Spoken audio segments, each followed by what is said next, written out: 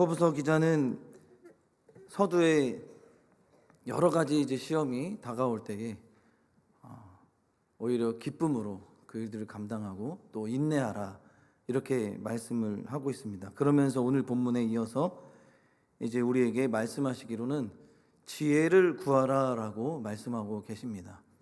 우리 좌우 앞뒤에 계신 분들과 이렇게 인사하겠습니다. 지혜를 구합시다. 지혜를 구합시다. 아멘. 지혜하면 또 어머님의 이 지혜를 우리가 또 이야기할 수 있죠. 또 그리고 또 지혜하면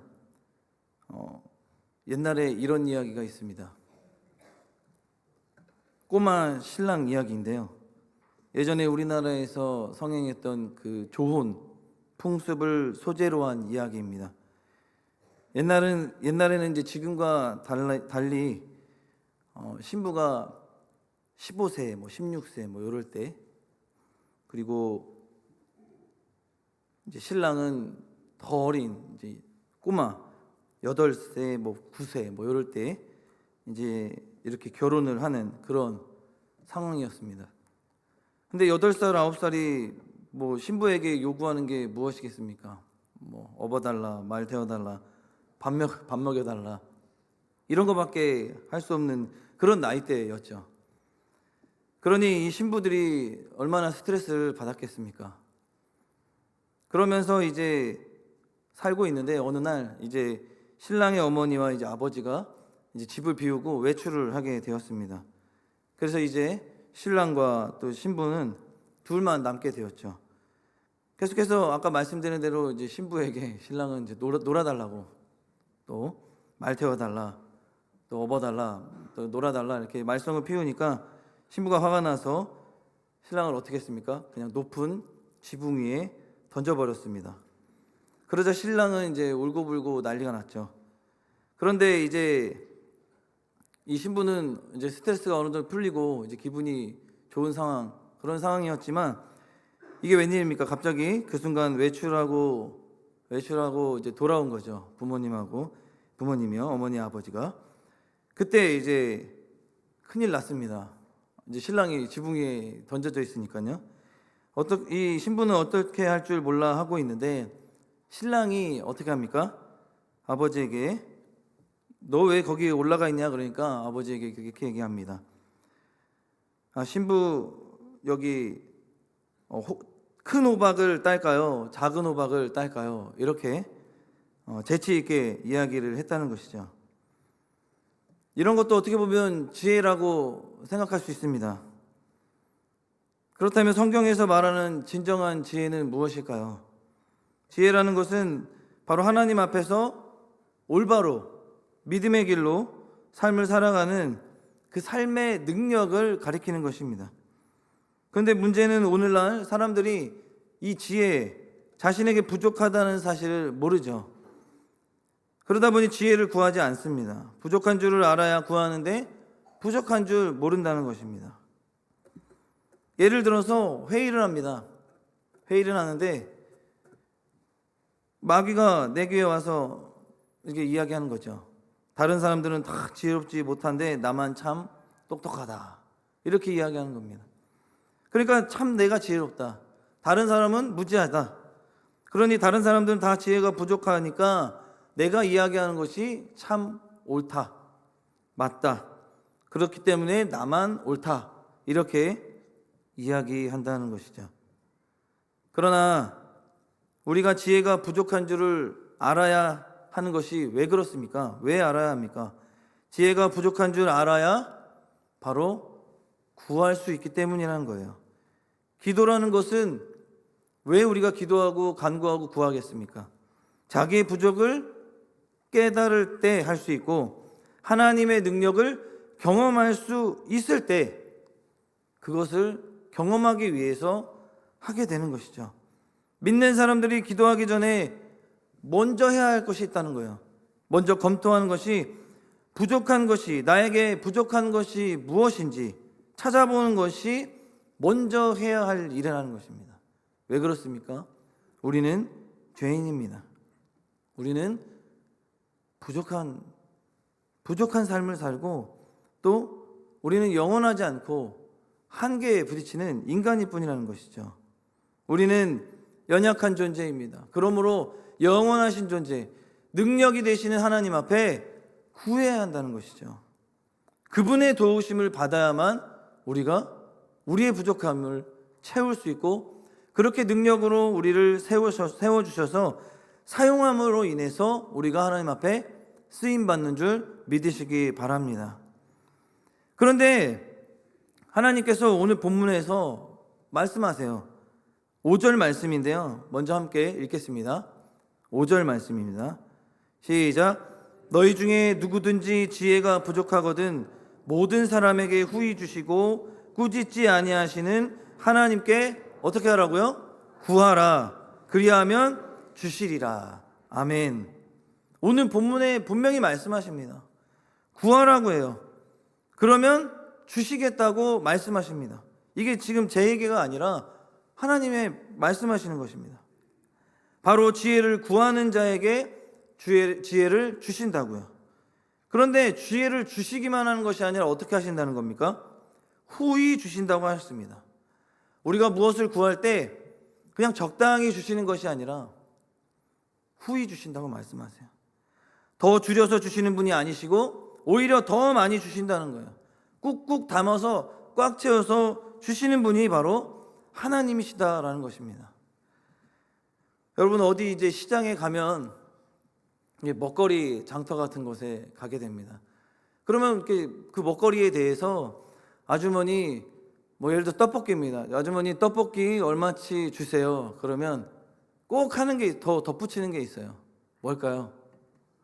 많이 주세요. 더 좀 주세요. 라고 꼭 그렇게 합니다. 근데 다들 아니시라는 표정이신 것 같습니다. 나는 아닌데, 나는 딱 정량 받는데. 근데 제가요, 예전에 이렇게 야유회나 권사회 야유회나 이렇게 전도회 야유회 따라가면 식당에 가면 꼭 하시는 것을 봤습니다. 사장님, 우리 서울에서 왔으니까 더 많이 맛있게 주세요 라고 이렇게 하시는 이야기를 제가 들은 것 같습니다. 아니, 근데 이게 잘못된 건 아니죠. 더 달랄 수 있습니다. 더 맛있는 거 먹고 싶으니까 그럴 수 있습니다. 그런데 제가 이야기하고 싶은 것은 이거죠. 왜 꼭 우리는 먹는 거에 대해서만 더 많이 주세요, 꾹꾹 담아주세요, 이렇게 하는 것일까요? 우리는 그렇게 가게 사장님께만 간절하게 구한다는 거죠. 그런데 우리는 누구에게 더 구해야 한다고 오늘 본문 말씀하십니까? 하나님께 더 구해야 한다는 것입니다. 오늘 본문에 말씀하시잖아요. 하나님께서 후히 주신다. 더 많이 주시는 분이시래요. 아무쪼록 오늘 이 본문 말씀 붙드시고 막 눌러 후히 주시는 하나님께 구하는 저와 여러분 되기를 주님의 이름으로 간절히 소망합니다. 그런데 여러분, 솔로몬이 하나님 앞에 지혜를 구했을 때 하나님께서 지혜만 주셨을까요? 아닙니다. 모든 것을 주셨습니다. 그런데 부모들의 모습을 보시기 바랍니다. 부모들은 자녀들이 막 달라고 해요. 그럼 어떻게 합니까? 안 줘요? 주죠. 주는데 이것이 매번 그렇게 달라고만 하면 어떨 땐 또 좀 너무 달라니까 좀 꼴보기 싫기도 하고 짜증이 나기도 합니다. 그래서 주지 않을 때도 있어요. 화가 날 때도 있죠. 너 뭘 잘하는 게 있길래, 나한테 얼마나 있길래 섭섭해서 그런 화가 나기도 합니다. 어떤 사람들은 말합니다. 예수쟁이들은 뻔뻔하다고. 왜 그렇습니까? 왜냐하면 죄를 짓고 또 용서해달라고 해요. 그리고 또 죄 짓고 또 용서해요. 그러니까 반복적인 부분을 하다 보니까 어떻게 볼 때는 뻔뻔하다라고 말할 수가 있다는 것이죠. 그러나 이렇게 뻔뻔해도 주님은 우리를 싫어하시지 않으신 줄 믿으시기 바랍니다. 하나님 백성 삼아주신 하나님께서는 결코 자기 백성을 싫어하지 않으세요.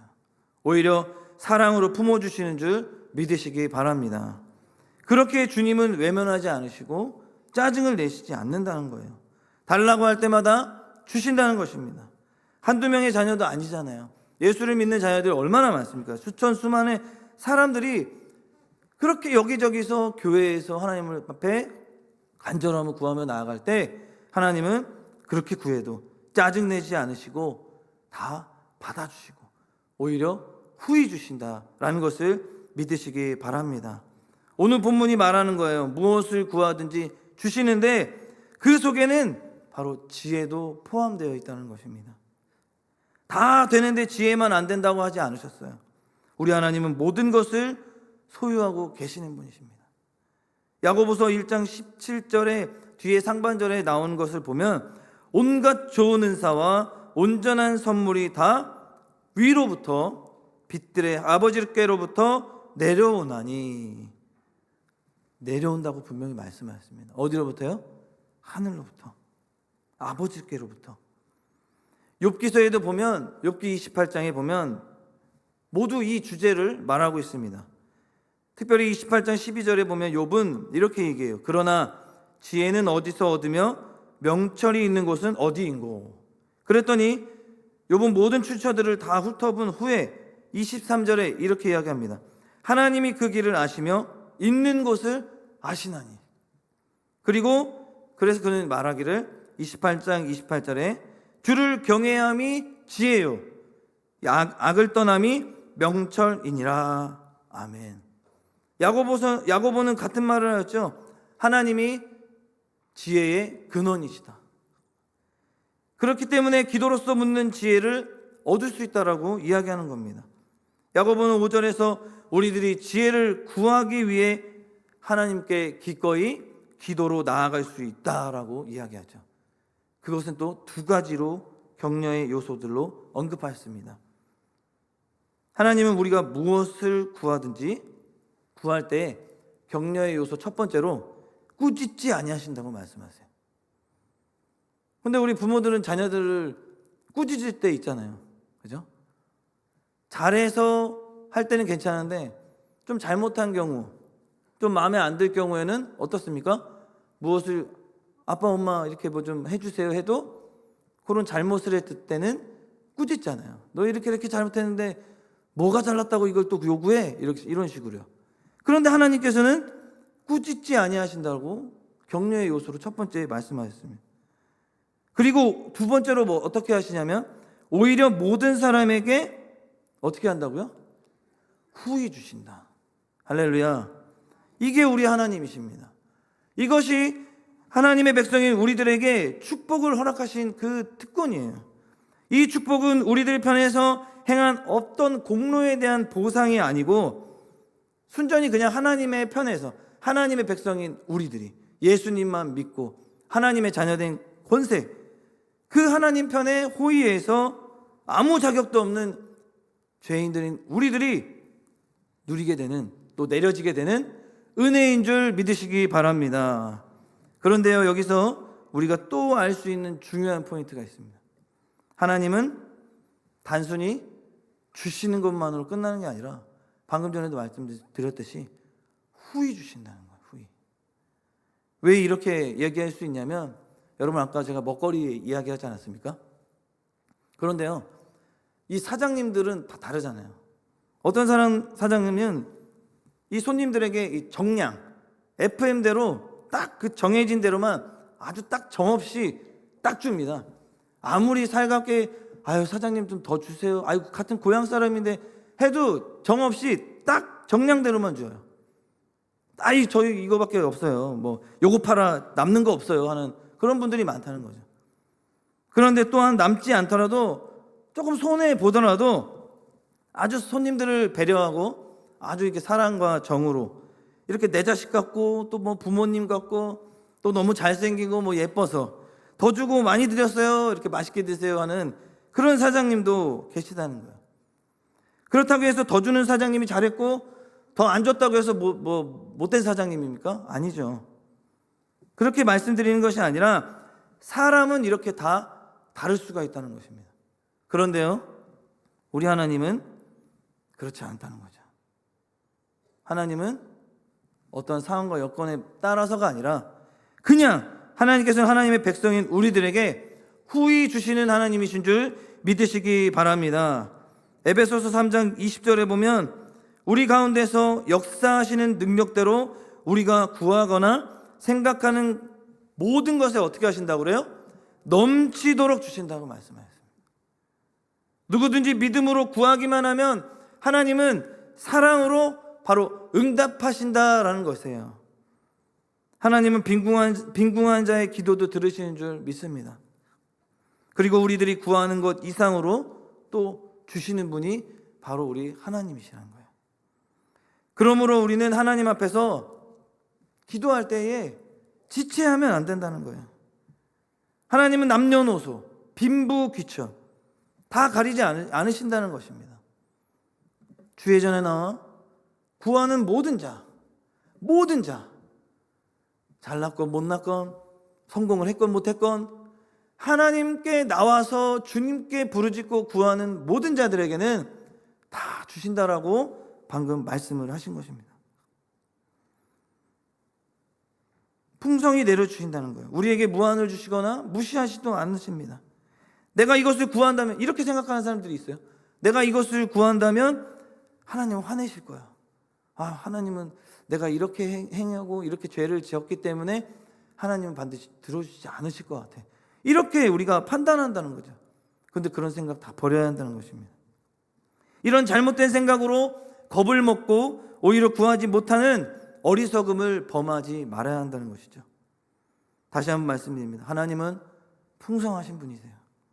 이 세상에 아무리 부자라 할지라도 또 아무리 부유한 자라 할지라도 사람은 무엇인가 한두 가지는 부족한 게 있습니다. 부족한 결함이 있어요. 가령 재물은 풍성하나 마음의 평안과 은혜가 부족할 때 있죠. 그리고 지식에는 풍성하나 재물에는 또 가난한 자들이 있습니다. 사람은 다 각자의 그 삶의 어떤 형편 가운데 무엇인가 부족함을 느끼고 살아간다는 것입니다. 다 똑같이 동일하게 살지 않는다는 거예요. 미국이 세계적인 강대국이잖아요.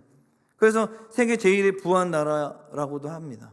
그런데 또 때로는 한편으로는 그 실업자들이 또한 많이 또 나타나고 있다라고 또 이야기하지 않습니까? 그러므로 오직 풍성하신 하나님 한 분뿐이시라는 거죠. 사람은 또 세상은 한계가 있습니다. 그러나 오직 풍성하신 분은 우리 하나님밖에 없는 것을 다시 한번 믿으시기 바랍니다. 하나님은 무엇이든지 그렇기 때문에 구하기만 하면 간구하는 대로 풍성히 주시기를 좋아하시는 하나님이시라는 거예요. 지혜를 구하면 지혜를 주시고, 권능을 구하면 권능을 주시고, 건강을 구하면 건강을 주신다는 거예요. 그러므로 무엇이든지 없는 것이 없이 구하는 대로 주시는 하나님, 오직 은혜가 풍성하신 하나님 아버지, 또 모든 것을 두둑히 채워주시는 하나님께 우리 모두 간구하기를 주님의 이름으로 간절히 소망합니다. 그렇습니다. 하나님께서는 믿는 자들에게 하나님의 말씀으로, 언약의 약속으로 분명히 약속을 주셨죠. 그런데 그 중에서 가장 중요한 것 중에 하나가 바로 구하라, 찾으라, 두드리라 라는 말씀입니다.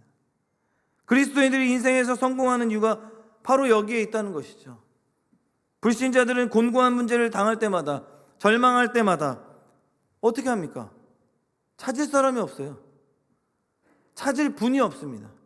그냥 내 생각과 내 판단대로 하죠. 그리고 세상 것 의지합니다. 그런데 우리는 어떻습니까? 그리스도인들은 어떻습니까? 절망과 또 곤고한 문제가 우리 가운데 찾아왔을 때 우리는 주여 아버지 하고 부르짖으며 찾을 수 있다는 거죠. 우리 그리스도인들은 하나님께로부터 인간의 상상을 초월한 지혜를 공급받기 때문에 아무리 어려운 환난과 고난이 우리에게 찾아올지라도, 문제가 닥친다고 할지라도 우리는 쉽게 처리할 수 있습니다. 어떻게 해요? 하나님께 맡기는 것입니다. 하나님은 불가능한 일을 다 가능케 하시는 줄 믿으시기 바랍니다. 전지전능하신 분이 바로 우리 하나님이신 줄 믿으시기 바랍니다. 현대 사회에서는 아이디어의 사회이잖아요. 그래서 자원이 부족해서, 지식이 부족해서 부강한 나라가 될 수 없는 것이 아니라 바로 자원과 지식을 활용해서 멋진 기적을 창출해 낼 수 있는 아이디어가 빈곤하기 때문에 부강한 나라가 되지 못한다는 것이죠. 우리들의 가정도 마찬가지라는 것입니다. 우리의 가정 돌아보십시오. 아무리 많은 재산과 권력을 가지고 있다 할지라도 어떻습니까? 막상 그 집안을 이끌어가는 가장에게 지혜가 부족하다면 무너질 수밖에 없다는 것. 그 가정은 행복한 미래를 꿈꾸게 될 수 없다는 것입니다. 그 때문에 하나님께서는 항상 한 가정에 이 가정을 도울 수 있도록 돕는 배필을 또 허락해 주셨잖아요. 바로 아내를 주셨습니다. 하나님께서는 아내를 돕는 배필이라고 분명히 말씀하셨습니다. 일반적으로 남자들은 좀 이론적으로 깊이 생각하는 약간 사고형이라고 말할 수 있지만, 이 반짝반짝하는 지혜로 다른 사람들에게 도움을 주는 이 아내들은 이 참모형이라고 이렇게 이야기합니다. 그러므로 남편들은 어떤 일을 결정하기 전에 반드시 이 아내와 함께 상의해야 한다는 것입니다. 그런데 인간이지라 이렇게 부인들의 지혜에도 한계가 있다는 것이죠. 최초의 사건 중에서도 그렇지 않습니까? 아담과 하와. 그런데 우리가 하나님께서 바로 우리에게 이 지혜를 허락하시면서 하나님께 구하고 하나님 앞에 맡기기를 주님은 반드시 원한다는 거예요. 하나님만이 우리를 세상 가운데서 지혜롭게 또 승리로 이끄시는 분은 바로 하나님만이 하실 수 있다는 것을 기억하시기 바랍니다. 문제가 생기면 일단 부인의 내조를 받되 그 문제를 안고 어떻게 하겠습니까? 방금 말씀드린 대로 하나님께 반드시 마지막으로 기도해야 한다는 것이죠. 그렇게 하나님 앞에 기도하는 것이 가장 현명한 방법입니다. 우리가 바로 이처럼 인간적으로 깊이 생각한 후에 하나님께 겸손히 지혜를 구할 때 우리가 상상조차 할 수 없는 지혜를 하나님께서 주신다는 것입니다. 그렇다면 오늘 본문을 통해서 지혜를 구하는 기도 방법은 무엇인지 살펴보고 말씀을 정리하겠습니다. 지혜를 구하는 기도 방법은 오늘 6절에서 8절에 또 말씀합니다. 우리가 주님께로 나아가려면 주님이 어떤 분이신지를 먼저 우리가 알아야 한다는 거예요. 그래야만 어떻게 주님께 구해야 할 것인지를 우리가 알 수 있습니다. 인간 사회에서도 어떤 후원자가 될 수 있는 분을 찾아갈 때에 어떻게 합니까? 굉장히 겸손하게 나아가죠. 또 예의를 갖추죠. 왜냐하면 그 사람이 이렇게 도움을 또 줄 수 있도록 인도해야 되잖아요. 우리가 받을 수 있도록 해야 되지 않겠습니까? 또한 거만하고 무례한 요구를 하는 자는 후원자의 이 친절한 호의를 금방 취소시킬 뿐이라는 것입니다. 우리들은 겸손한 자세로 주님께 나아갈 수 있어야 합니다. 모세는 불타는 가시덤불 속에서 어떻게 했습니까? 신발을 벗었어요. 왜요? 그가 서 있는 곳이 거룩한 곳이기 때문에, 거룩한 하나님이 계시는 곳이기 때문에. 하나님은 바로 거룩한 분이십니다. 그러므로 경박하거나 무례하거나 혹은 오만한 자세로 하나님께 나아갈 수 없다는 것이죠. 그렇기에 거룩하신 하나님께 나아가는 방법 무엇입니까? 오늘 본문 6절의 말씀을 함께 읽겠습니다. 6절 말씀입니다. 시작. 오직 믿음으로 구하고 조금도 의심하지 말라. 의심하는 자는 마치 바람에 밀려 요동하는 바다 물결 같으니. 아멘. 뭐라고 얘기합니까? 오직 믿음으로 구해야 한다는 것입니다. 히브리서 11장 6절에도 보면 이런 말씀이 있습니다. 믿음이 없이는 하나님을 기쁘시게 하지 못하나니 하나님께 나아가는 자는 반드시 그가 계신 것과 또한 그가 자기를 찾는 자들에게 상 주시는 이심을 믿어야 할지니라. 아멘. 믿음은 기도의 필수 조건이라고 이야기하고 있습니다. 다르게 표현한다면 기도는 우리들이 먹는 약이 아니에요. 기도는 주술처럼 형식적인 기도문에 의해서 되는 게 아니라는 거예요. 기계적 효과를 나타내는 게 아니에요. 일정한 형식을 갖추기만 하면 되는 기계적인 기도나 혹은 추상적인 기도는 참 기도가 아닙니다. 그런 기도들은 진정한 목적이 있을 수 있을까요? 없을까요? 없죠. 응답에 대한 확신도 없습니다. 하나님과 우리의 관계는 바로 믿음으로 맺어진 관계입니다. 그렇기 때문에 하나님과 우리를 맺어주는 그 믿음은 무엇을 근거로 한다는 거예요? 바로 영적인 호흡, 바로 하나님의 말씀을 근거로 한다는 것입니다. 우리는 하나님의 말씀을 근거로 해서 주님께 믿음으로 나아간다는 것이죠. 그런데 하나님께서는 말씀을 통해 우리가 지혜가 부족해서 하나님께 구하면 언제든지 주시겠다고 약속하셨으므로 우리는 이 말씀에 굳게 서야 한다는 거예요. 결코 흔들리지 말아야 하는 것입니다. 그렇기 때문에 흔들리지 않고 믿음으로 구하기만 한다면 그 지혜와 권능을 우리가 받을 수 있다라고 분명히 말씀하고 계십니다. 하나님의 약속에 대한 신앙이 없는 자의 기도는 어떻게 될까요? 그냥 거칠에만 하는 그런 주렁주렁 매달린 거칠의 뿐이라는 것이죠. 다 소용이 없다는 것입니다. 아무쪼록 우리는 오직 믿음으로 하나님의 말씀을 근거로 해서 오직 믿음으로 하나님 앞에 구하며 나아가는 저와 여러분 되기를 간절히 소망합니다. 두 번째로는 조금도 의심하지 말아야 한다는 것이에요. 의심하는 마음은 마치 고요하던 어떤 바다 물결이 어떻게 됐다는 것입니까? 거센 폭풍에 못 이겨 이리저리 밀려오는 상태와 같다고 이야기했습니다. 이게 우리의 어떤 심령의 모습이 아닐까 생각이 됩니다. 우리는 주일전에 나와서 예배하고 말씀 듣고 또 기도하고 결단하며 나아갑니다.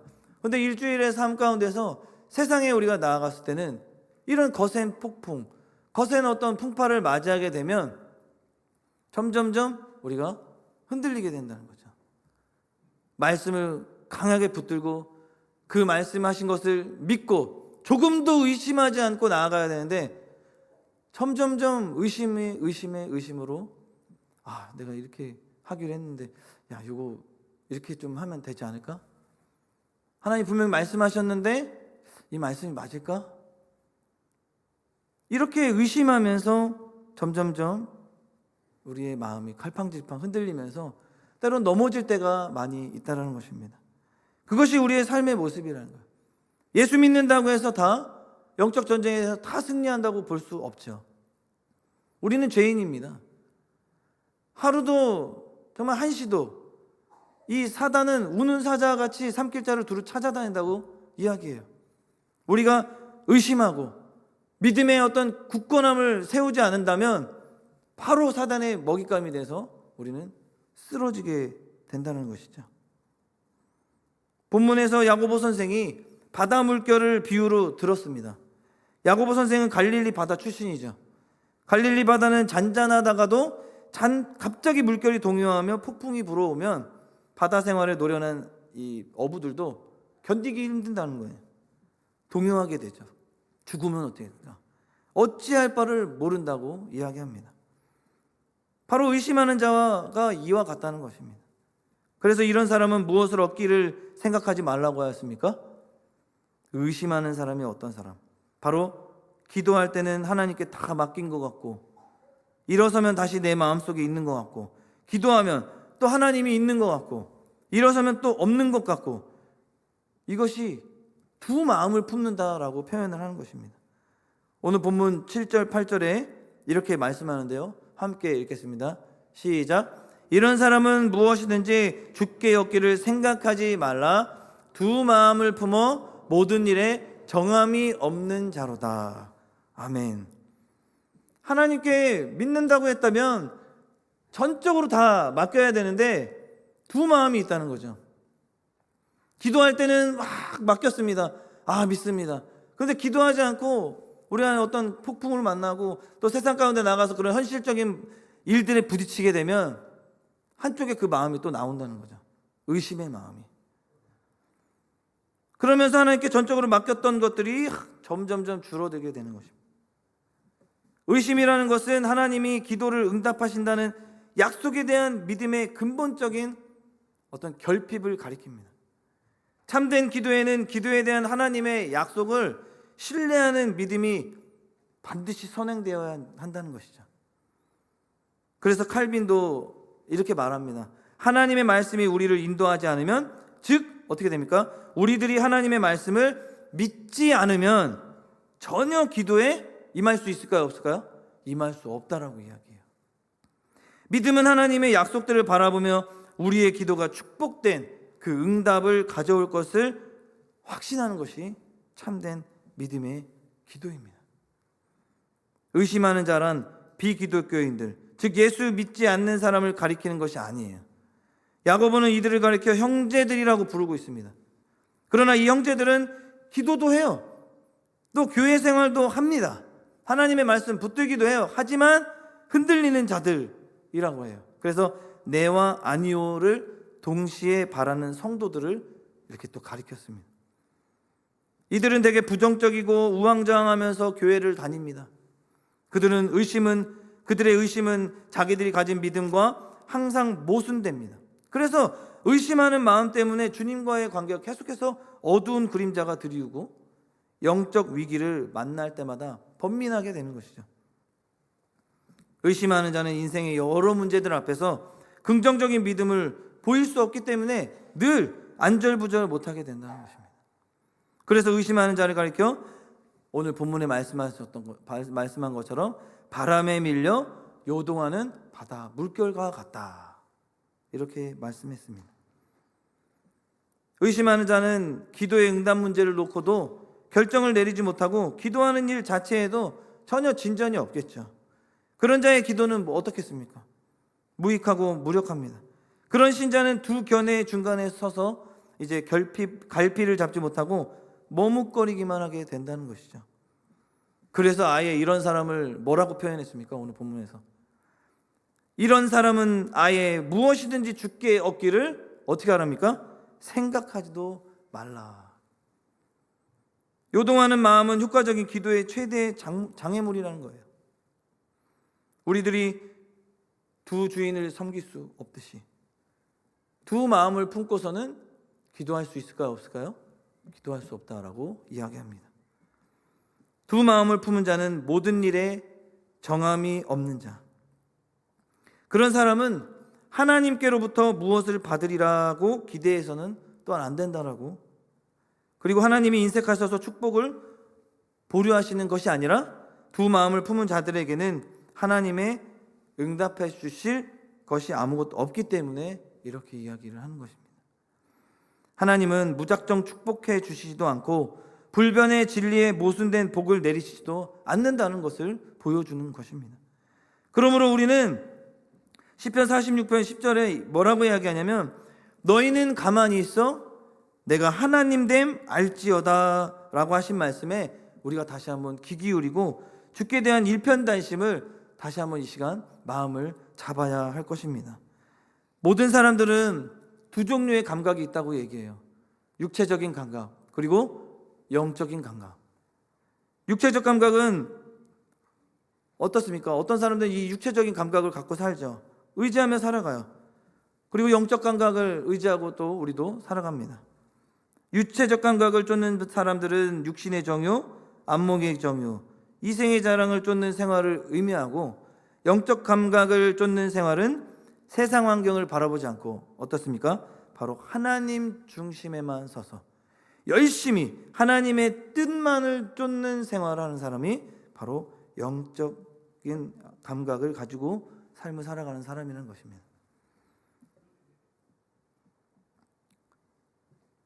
그런데 육체적 감각에 의지하며 살다 보면 마치 바람에 밀려 바다 물결이 요동을 하듯이 한없이 흔들리기 마련이라는 거예요. 왜냐하면 우리들의 인생길에 즐거움과 행복으로만 가득한 길이 아니기 때문에 그렇죠. 시련의 밤을 지나기도 하고 고난의 가시밭길을 걸어가기도 합니다. 이렇게 변화무쌍한 인생의 여정에서 환경만을 바라보고 육체적 감각을 의지하며 살아간다면 하루에도 수십 번씩 기뻤다가도 또 슬펐다가도 또 절망할 때도 또 감사할 때도 이것들이 왔다 갔다 한다는 것이죠. 이러한 사람들에게 하나님께서 응답해 주실 리가 만무합니다. 그러나 영적 감각에 의지하는 사람은 결코 환경에 의해 좌우되지 않습니다. 왜냐하면 그가 의지하는 것은 저 하늘이 무너지고 이 땅에 꺼져도 1.1획도 변하지 않는 바로 하나님의 말씀이기 때문입니다. 그런데 이와 같은 믿음은 결코 인간적인 노력이나 또 도덕적인 수양에 의해 배양되는 것이 결코 아니라는 거예요. 그것은 성경에 말씀합니다. 로마서 10장 17절에 믿음은 들음에서 나며 들음은 그리스도의 말씀으로 말미암았느니라. 그리스도의 말씀 위에 설 때에 비로소 배양되는 거라는 거예요. 그리고 하나님께서는 결코 두 마음을 품은 사람을 기뻐하시지 않는다고 말씀하셨죠. 그렇기 때문에 예수님께서는 또 이렇게 요한계시록을 통해서 말씀하셨습니다. 네가 차든지 덥든지 하기를 원하노라. 네가 이같이 미지근하여 더웁지도 아니하고 차지도 아니하니 내 입에서 너를 토하여 내치리라.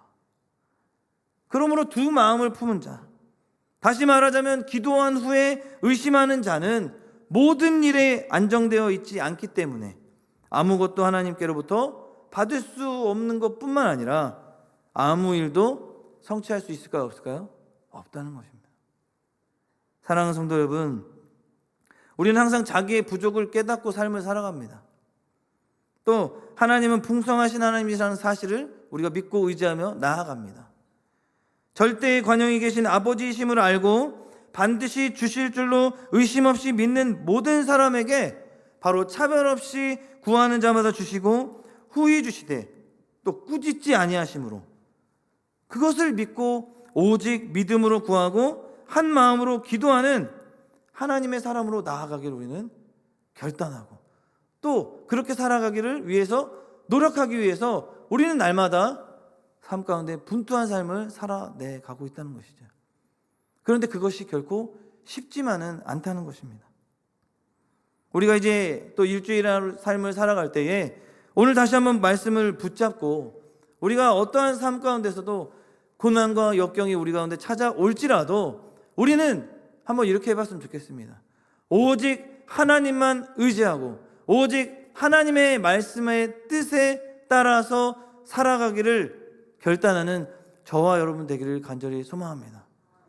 어떠한 일이 내 앞에 현실로 일어났을 때 그때 아이고 아버지 주여 감탄사로만 하는 것이 아니라 아이고 아버지 아이고 주여 했을 때 기도하시기를 바라겠습니다. 그리고 주님을 찾기를 간절히 소망합니다. 그렇게 계속해서 구하며 하나님 앞에 나아가서 하나님 앞에 반드시 지혜만 받는 것이 아니라 모든 것을 후히 주시고 또 꾸짖지 아니하시는 하나님의 놀라운 은혜를 경험하는 저와 모든 성도님 되기를 주님의 이름으로 간절히 축복합니다. 아멘. 기도하시겠습니다.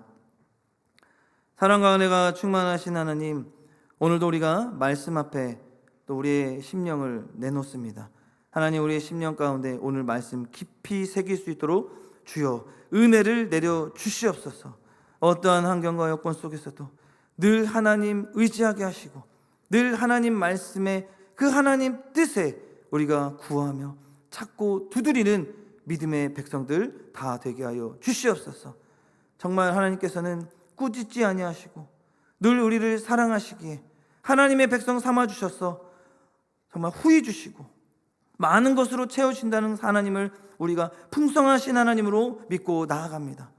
앞으로의 일주일의 삶 가운데 그렇게 풍성한 은혜로 인도하신 하나님 믿고 나아가오니 어떠한 영적 전쟁 가운데서도 승리를 경험케 하여 주시옵소서. 모든 것 주님께 맡겨드리오며 거룩하신 예수님의 이름으로 간절히 기도합니다. 아멘.